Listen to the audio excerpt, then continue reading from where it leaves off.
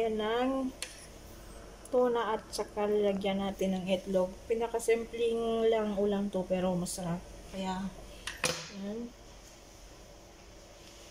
Lagyan natin siya ng sibuyas. Pagsabay-sabay natin ito. Saka konting sili para may kumakagat-kagat sa dila natin. Ito lang kaya natin ulam eh. Tapos lagyan natin siya ng konting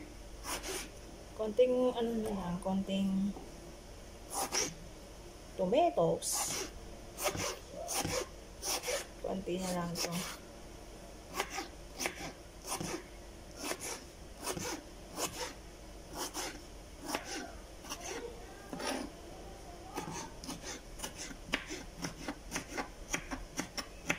Yan, konti na lang. Pagsabay-sabay natin to. Yan, huwag natin nahaluin yan. Konti na lang.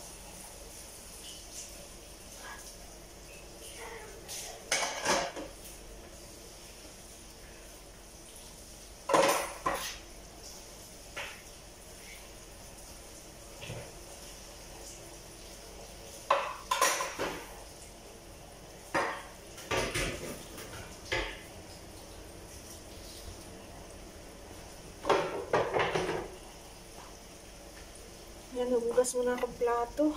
Ayan. Luto na yung kanin natin. Patayin natin yung apoy. Patayin natin konting to. Patayin natin konting apoy.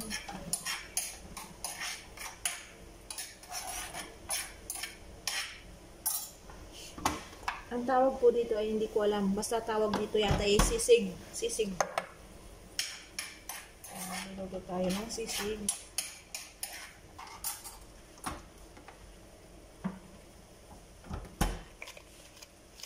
Lagyan natin siyang konting chicken cube. Para may lasa-lasa. Hindi natin nauubusin to. Konti na lang. Yan. Tapos, haluin natin. Daan-daan lang sa paghalo para din tumalsik yung mantika para hindi na tayo makapaglinis. Tapos ilagay natin yung tuna. Isali natin tong mantika niya konti.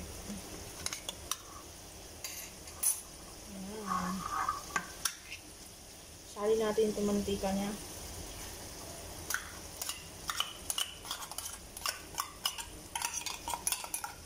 Tapos lagyan natin ng 2 itlog. Marami naman pagkakaiba ang pagluluto ng sisig. Pero sa akin, nilagyan ko ng tama din ba? I-comment ko na kung tama ba na lalagyan din yung sisig ng tomato. Hindi ko na nilagyan ng bawang. Wala kami bawang. Ayan.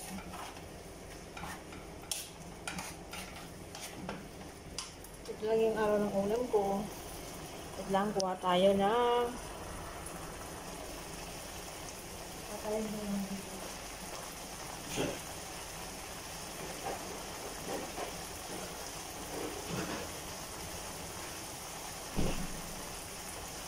Ayan. Ayan, haluin natin to. Yung iba hindi na inahalo. Pero sa akin gusto ko nahalo yung itlog.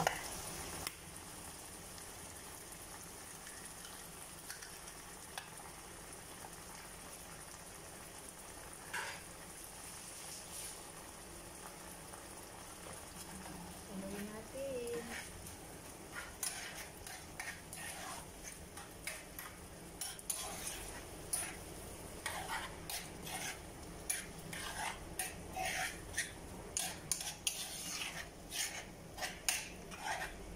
iba nagluluto ng nagluluto ng sisig.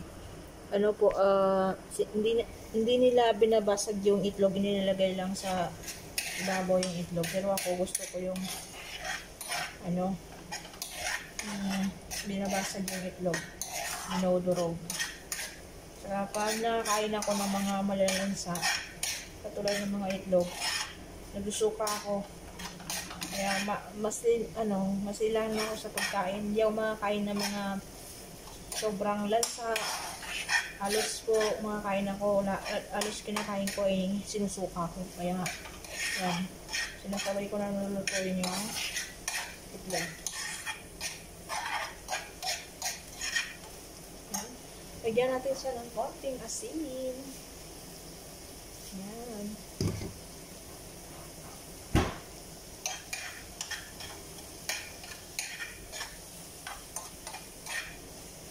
Parang tatlong tao pa makakain dito. Kahit isang lang po na, saka dalawang itlog. Ang dami, oh. Sino?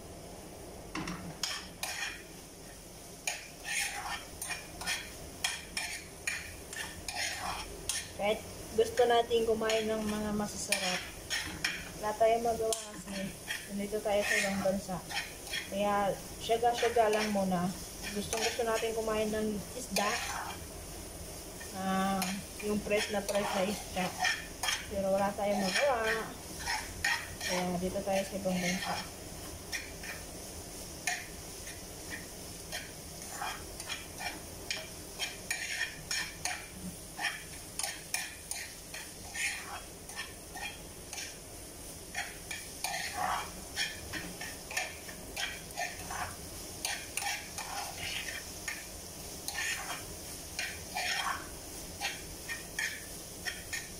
Huwag natin siyang sobrang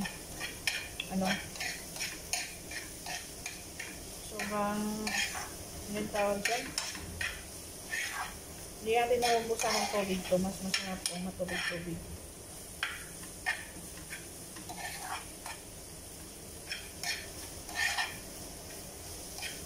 Yan. Patayin natin yung apoy. For today's video ay luto na yung ulam natin. Ito na yung ulamin natin. Yan, sisig. Yan. Yan. Yan. Sobrang sarap. So, pinakasimple lang ulam pero masarap. Minsan ito na yung inuulam ko pag wala na akong ulam. Ito. Kaya kain na tayo. Kaya salamat po sa lahat na nanonood po dito sa mga video ko. Kaya ito lang kukwenta-kwenta yung video ko. Salamat din. Kaya magtitaka na tayo ng kanin. Taka na tayo ng kanin. Ito na yung ulam kanin ko kahit konti-konti lang. Hindi tayo malakas kumain kasi nag-diet na tayo. Yung mga amo ko hindi naman kumain.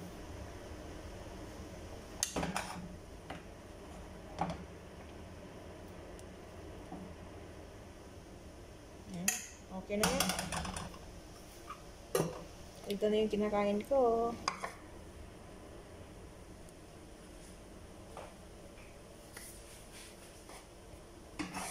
Yan, lagyan natin ng sisig natin sa taas.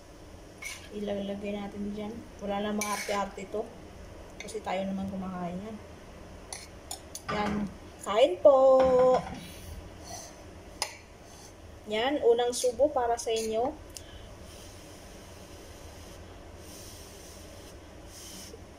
Ipa natin kasi mainit. Baka tayo mapasa tayo. Kaya, yan, unang subo para sa inyo. Bismillah.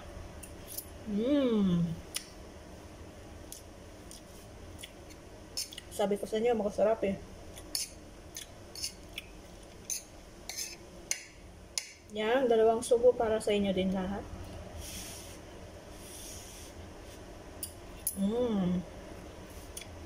So, hanggang dito na yung video ko. Kakain mo na ako.